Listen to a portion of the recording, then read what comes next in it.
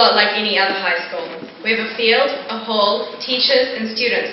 But you tell me, what other high school has a bell which sounds like a fire alarm, which it more than often is, a library with a flash-ass name like Information Commons, and is within walking distance to Haddad's? It is these little quirks which make Rutherford a place we all know and mostly love. I can still remember my first day at the school, as I'm sure most of you do. Mum pulled up as close as possible to the front gate and planted a big wet one right here in front of everyone.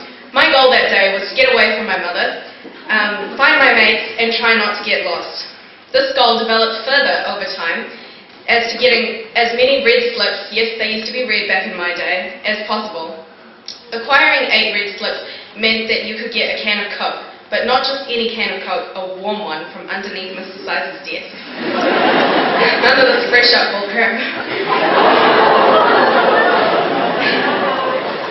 It is things like this which have given me the incentive to succeed. As I climbed the Kotuku ladder of success, I made many new friends and strengthened my relationship with old ones. If there's anything I've learned so far, it's to value friends.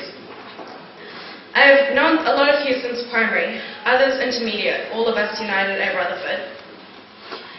Lucky for us, some of the more unsavoury members of this group have been weeded out and left before level 3, leaving us to form a tight group, and with only a few who still play netball. I know high school just wouldn't have been the same without all of you. My girl Rosie, good mates, and best friends. I'll never forget the first time I put on my senior uniform. The graduation from Rutherford clan tartan to blue shorts was stupendous. Yes, becoming a senior was a definite highlight of my time here. I affectionately called my new senior threads my power suit, as it empowered me to do seniorish things like go to the back line of the back door of the tuck shop, run for head girl and sit when wearing my shorts with my legs crossed. Being head girl has certainly been an interesting experience. I've learned a lot about communicating, organising and delegating. But through it all, I've stuck with my main rule. When all else fails, smile and point to Chen. And always let him take the speech before mine. Speaking of the heads, I have to thank Chen, Adam, Lauren and Fallon for all of their support and guidance throughout the year. I feel like I would have been lost without you guys.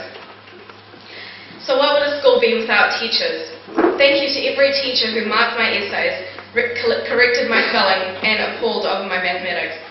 Mr. Sizer and Mr. Coughlin, thank you for your support and for being just that listening ear.